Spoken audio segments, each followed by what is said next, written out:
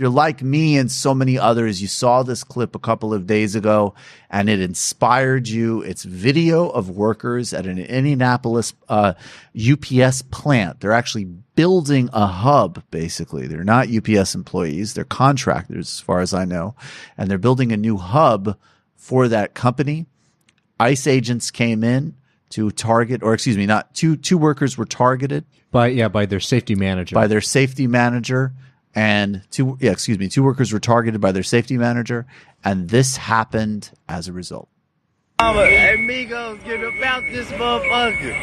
Y'all got him fucked up.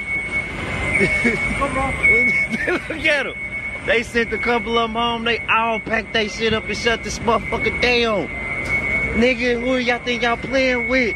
Mexico, man, this is what black people need to be on, man. I swear to God, I love this shit. They are packing they shit up and shutting this motherfucker, huh? On my mama, all that shit. They are not bullshitting. They packed up. Yeah, I see it's over. Them motherfuckers now packed up and dipped. They thought they was gonna play with these amigos, and they said, "Oh yeah, we rise together, homie." And they leaving, and they not bullshitting. Take this in, man. Look at this, man. They shut this big motherfucker down today, man. We all going home, man. The SAs, look, ain't no grinding, cutting, welding. Listen, motherfucker dead ass quiet. The Mexicans shut this motherfucker down, nigga. Said, fuck you, bitch. And Billy, see, this is what I'm talking about, baby. I swear to God, they got me here geeked up on my Malcolm X shit, on my mama, nigga. Fuck the bullshit, nigga. Look at this. They shut this bitch down. They pissed them off, nigga. And they said, fuck you, we out. So that gentleman, Anton Dangerfield, is exactly right. That's literally what happened. The safety supervisor went and approached two Mexican employees, potentially Mexican-American employees, building the hub. As a result of that racial harassment, every single Mexican worker left. They dipped. They were gone. The project was over. And they brought a production facility to a complete standstill. They weren't unionized. They took enormous personal risk, and they acted in solidarity in the moment across all lines of risk and personal security. And this is the type of thing that we are going to increasingly need to see, and we will see by definition. The Janus case came down. Attack on public sector unions, which was confirmed by the Supreme Court, the Janus decision, allowing free riders, people to take advantage of union services without paying their dues.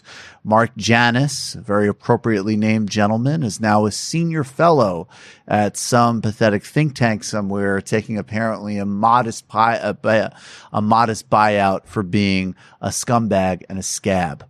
The attacks on unions have been relentless and sustained for decades in this country. And they have tracked with every single other indicator that we know is a crisis in modern United States and in the global economy. Skyrocketing inequality, increased poverty, lack of access, lack of opportunity, degraded standards across the board, and corporate exploitation. Corporate exploitation that takes advantage of a contractor economy, which hurts worker union sort of unity, hurts efforts of people to work together and sustain bonds and organizations, because people are culturally trained to see themselves as freelancers and literally trained to work in conditions of no security and no long-term organizing efforts. On the other hand, these companies and these approaches to organizations have left themselves open to different types of worker strikes and worker action, because small bands of workers can, in spontaneous expressions like the one we saw at the plant in Indianapolis, exercise major chokeholds on global supply chains.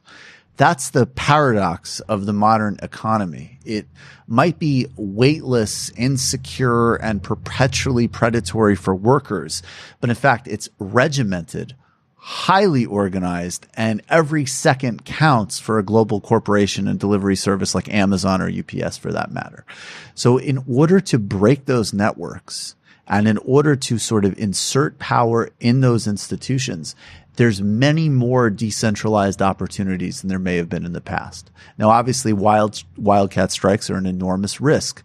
Everything from people losing jobs, losing benefits, losing money in the United States, to, as we saw in 2012, the Marikana massacre, where miners in South Africa were literally murdered by security forces, working perhaps very likely at the behest of that mine's executives.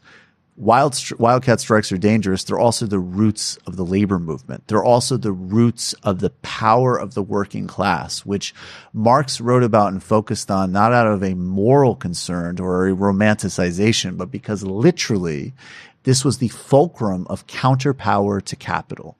Your labor, your ability to say no, your ability to step back, whether because you want more hours, more money, or maybe you want to own your own business you work at, or maybe because you don't want racial harassment at your workplace or anywhere else for that matter. We're going to see more of this. We saw it in the teacher strikes that took place across the country, which went sort of across the nation this past year, but they actually go back to 2012. The Chicago Teachers Union strike was an incredibly important moment. And we ourselves, even those of us who work in different sectors of the economy, those of us who might not be in unionized labor or might not even be in contexts like a UPS factory or an Amazon plant, or being teachers as an example, we need to be thinking of different ways we can band together ourselves, and also different ways that we can proactively support and sustain workers that take that risk. It's a raw exercise of power for what's right, and it's the future that we're all going to need to shape if we want a truly democratized society.